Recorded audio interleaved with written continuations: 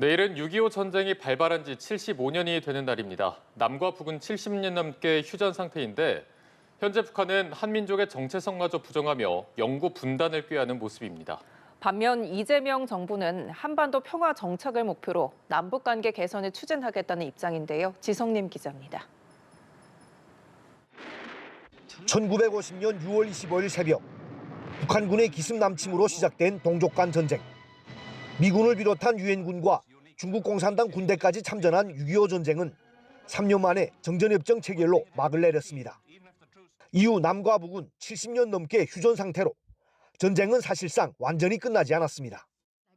그동안 북한 정권은 공식적으로는 평화 통일을 주창해왔습니다. 고려 연방제를 제안한 김일성 집권 시기는 물론이고 김정일 정권에서도 남북 통일은 중요한 정책 목표였습니다. 하지만 김정은 정권은 최근 들어 통일에 전혀 관심이 없다며 남과 북이 하나의 민족이라는 사실도 부정하고 나섰습니다. 북남 관계는 더 이상 동족 관계, 동질 관계가 아닌 적대적인 두 국가 관계, 전쟁 중에 있는 두 교전국 관계로 완전히 고착되었습니다.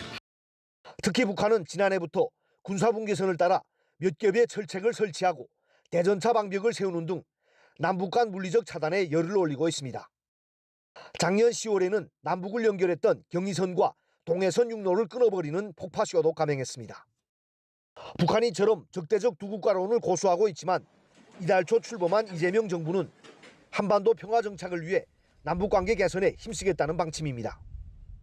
분단과 전쟁의 상처를 치유하고 평화, 번영의 미래를 설계하겠습니다. 북한과의 소통 창구를 열고 대화 협력을 통해 한반도 평화를 구축해 나가겠습니다.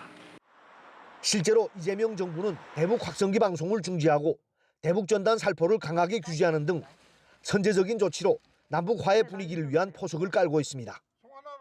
정부는 남북 연락 채널 복구와 9.19 군사합의 복원도 추진하겠다는 목표지만 북한이 호응할지는 미지수입니다.